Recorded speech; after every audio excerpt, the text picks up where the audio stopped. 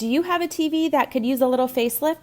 I started by heading to one of my favorite spots, Habitat for Humanity Restore. While browsing, I found several matching crown molding pieces. I measured my TV to figure out exactly what size the frame needed to be. Then I angled my circular saw to 45 degrees and made the mitered cuts. I applied wood glue to each corner and pressed everything into place. To keep it sturdy, I added metal corner brackets from Walmart. For extra strength, I threw in a few wood staples and even a strip of duct tape on the back side of each corner. I cut 2 strips of 1/2-inch ribbon and wrapped them around the top corners of the frame. These loop around the corners of the TV to hold everything in place. In my bathroom, I've got builder grade mirrors and I want to get rid of them, but I know there's a cheap and inexpensive way by going down to the hardware store and grabbing some 1x4s. I'm going to get 2 6-footers and an 8-footer. Now, here's a hint. Look at this board down the side. Ugh, that's ugly. We don't want that one. Look at this one. It's a lot better and a lot straighter. So we're going to grab some of these. First thing I'm going to do is measure the width of the mirror and the height. I'm going to take those width and the height. I'm going to go out to my table saw. I'm going to set it at 45 degrees. Cutting one side of the board, I'm going to get that first mitered 45 degrees. I'm then going to take my tape measure on the top part and measure out 62.5 inches. The mirror was 62 inches long, but I want to go a 1/2 inch over. It gives it kind of a floating look. I'm going to go ahead and cut that also at 45 degrees and match it to another board so the top and the bottom are exactly the same size without having to measure. Once I get that cut, what it's time to do is go to the Craig jig. I'm going to use this on the back side and get some pocket hole screws. These are invisible screws from the front and they're great. This little jig is perfect for all your furniture needs. Once I go ahead and get it together, but what I need to do is put some glue on there. That little screw doesn't hold just right by itself. So once I get that glue in there, I'm going to put it together. I'm going to go ahead and insert the screw, put it in there, and then use everything that comes with it, including this bit, and put it together. Now the board's separated, but I kept putting some pressure on it and it came together. Once that glue gets all set up, I'm going to go ahead and go over to the other side, do the same thing, glue that joint. Once those all set up, I'm going to go ahead and flip it over because that was the back side that we were screwing. And then we're going to take some of the scrap woods and elevate it across the table. Then we're going to get some white paint. It's going to really look good against those gray walls that I have in the bathroom. Now I use a foam roller instead of a brush. That gets rid of all the brush strokes, and that foam roller does a great job and gives me a nice smooth coverage. Now, I could put some primer down first, but I think on this one, I'm just going to go with that paint and primer look. It's time to take it inside. Now watch this. We don't want a permanent install, so I'm going to use some 2-sided 3M tape. This stuff's great and it's really sticky. So I'm going to pull that off, stick it to the board, and I'm going to go ahead and hold it down there for about a good 30 seconds.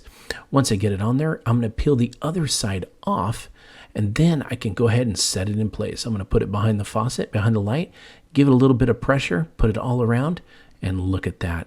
It turned out absolutely amazing. I love it. You can take any builder grade mirror and make it just look absolutely amazing. I headed over to my local dollar store and I found 3 medium drawer organizers and 3 5x7 frames that fit perfectly over the boxes. First, take the frames out of their packaging and remove the glass and backing. Cut out your scrapbook paper to cover the back of the drawer organizer, so you'll need to measure it and cut it out perfectly.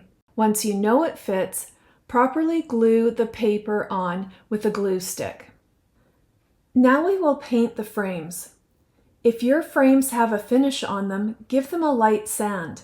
The green I'm using is pistachio green. Paint one side and set to dry, then paint the other side. The green I chose was a little too bright green, so I did a whitewash over it to tone it down a bit. The whitewash is achieved by mixing white acrylic paint with a bit of water and painting over top so that the underneath color shows through.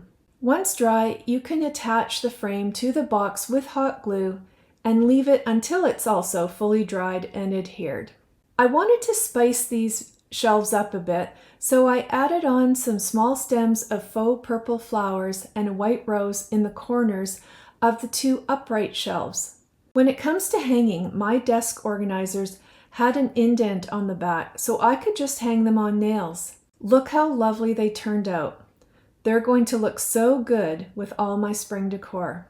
Hang them in your favorite place, Fill them with your own precious items and enjoy. So I ran down to Home Depot to grab some decorative trim. What we want to do is cover the frame of the TV. Your key to this is to turn all your miter saws to 45 degrees. That's going to be every cut that you make. Start with your first cut right on the end at 45 degrees, and then you're going to measure right from the inside cut all the way down the length of the TV. That's where your next miter cut is going to be. Turn the saw to the other way and give it another 45 degree cut. Once you get that cut, you're going to go ahead and match it to the next part. That way you don't have to use a tape measure, and you can get the top and bottom frame the exact same size. Just use a pen to mark it out and cut it. Once you get all 4 pieces cut, lay it out, make sure it's all smooth and ready to go. But the secret to this is you gotta have glue. That's gonna hold all the pieces together.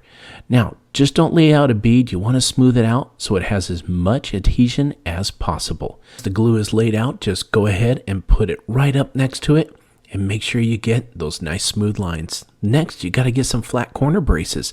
That's what's gonna hold these frames together. Just mark out the holes, but you gotta be careful. We need to pre-drill all the holes. That way the screws hold inside this MDF wood as easy as possible.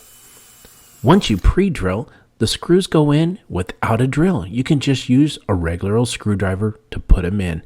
Make sure you get it nice and tight, but don't over tighten. We just want to make sure it's snug and it's holding in place. These corner braces do a great job holding it together. Once you get all 4 sides, we got to build a box. That way we can cover the sides of the TV. I use a little bit of 1x4, and again, you got to use that glue. It holds the sides together. Again, we're going to use 45 degree cuts, and look how smooth that is. You can use screws or nails, but I go ahead and use a brad nailer. It's real easy to use, and it puts a nice fine fastener right inside. I just use 3 on the side, and it gives it a nice smooth look. Now, again, we're going to go with the glue. We got to put it all the way around the box frame we just built, because we're going to lay the frame on top. If you measured right and did good and took your time, it's going to fit just right. The last thing you need to do on this is use the brad nailer again and put just a few brad nails to hold it together. Once you get those in, let's cover up them nail holes with a little bit of spackle. Just let that dry and sand it clean. Now it's time for some gold paint. Any type will work, but as you can see, it's going to take a couple of coats. I did put 3 coats on here. Let them dry about half an hour in between coats.